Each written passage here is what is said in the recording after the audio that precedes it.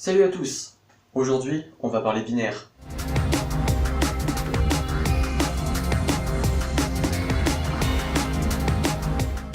Hey!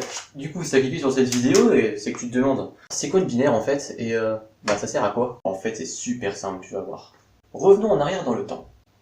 Alors l'informatique, ça a pour source première le calcul. Et le problème était, en fait, comment compter? Ok, aujourd'hui on trouve ça ridicule comme question. Mais en fait, c'est loin d'être bête. Alors la première solution à laquelle on pense, c'est nos mains. Facile à transporter, puisque toujours sur nous. En fait, elles vont nous permettre de compter jusqu'à 5, voire jusqu'à 10. Alors, effectivement, c'est un peu limité. Par exemple, chez les Abyssiniens, donc c'était un peuple qui était en Éthiopie, un peu avant l'Antiquité, on va dire, un problème s'est vite posé. En fait, ils voulaient compter les morts lors d'une bataille. Parce que les mains, ça devient vite limité quand on a plusieurs dizaines, voire centaines de morts. Donc, en fait, on a commencé à compter avec des cailloux. Ouais, des cailloux. D'ailleurs, calculus en latin, ça veut dire caillou. Comme quoi, pour une chaîne par exemple logique, on est plutôt pas mal. Donc, on a compté avec des cailloux.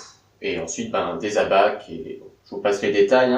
Donc, on va revenir maintenant dans le présent. L'informatique est arrivée et a bouleversé plein de champs de recherche. On peut carrément dire que ça a bouleversé le monde. Mais un ordinateur, on est d'accord, c'est d'abord une machine à calculer. Comme la calculatrice que j'avais juste avant. Voilà, ça, c'est un ordinateur. Donc, c'est une machine à calculer, mais du coup, c'est aussi une machine à compter. Et comment ça compte? Il n'y a pas de main, il n'y a pas de caillou, il n'y a rien là.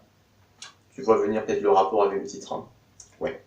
En fait, une machine comme celle-ci, comme un ordinateur, comme un smartphone, comme n'importe quelle machine, on va dire douée plus ou moins d'intelligence, ça compte en binaire. 0 ou 1. Être ou ne pas être. Telle la question de Shakespeare, tout ça. Finalement, ouais, on n'est pas si loin en fait des cailloux.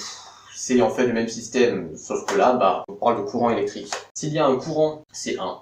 S'il n'y a pas de courant, c'est 0. Et si on change de courant plein de fois à la suite, comme ça, on obtient un nombre binaire. Donc, par exemple, 0, 1, 1, 0, 1, 1, 0, 0. Ou 1, 1, 0, bon, c'est là, on l'a compris. On peut avoir une suite de chiffres, donc 0 ou 1, et ça forme des nombres binaires. Alors là, on est bien avancé, non, parce qu'on a un nombre binaire, mais autant l'ordinateur, ça comprend ça, autant nous, c'est déjà plus compliqué. Donc, on va prendre un exemple un peu plus habituel pour un peu comprendre comment ça marche. Le binaire, c'est ce qu'on appelle, en fait, c'est la base 2. Pour passer au supérieur, en fait, on va avoir deux valeurs. 0, 1, et paf, on n'a plus assez de valeurs, il va falloir qu'on rajoute une nouvelle valeur devant. Nous, habituellement, on utilise des dizaines, des centaines, etc. Donc on a en fait une base 10. On va de 0 à 9. Une fois qu'on arrive à 9, on rajoute un chiffre, on revient au 0 et on boucle. Par exemple, comment on compte 34?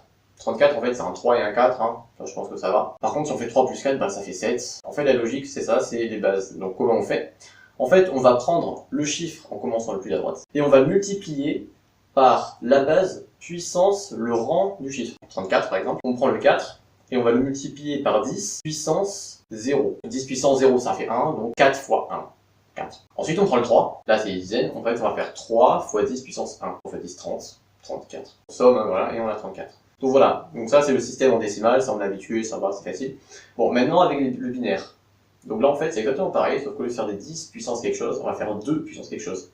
On prend le premier chiffre, 1, on va le multiplier par 2 puissance 0. 2 puissance 0 ça fait 1, donc 1 fois 1, 1. Ensuite, on va faire 0 fois 2 puissance 1, ça fait 2, 0 fois 2, 0. Et ensuite le dernier 1, donc ça va faire 1 fois 2 puissance 2. 2 puissance 2 ça fait 4, 4 plus 0 plus 1, 5. Donc en fait 1, 0, 1 en binaire, ça fait 5 en décimale. Bon voilà, vous savez compter en binaire. Alors là, voilà, on a compté en base 2, donc binaire, mais en fait on utilise tous les jours d'autres bases autres que la base 10, même sans vraiment nous en rendre compte. Les semaines sont des multiples de 7, donc on pourrait s'amuser, si on avait envie, de compter en base 7. Les heures sont des multiples de 60.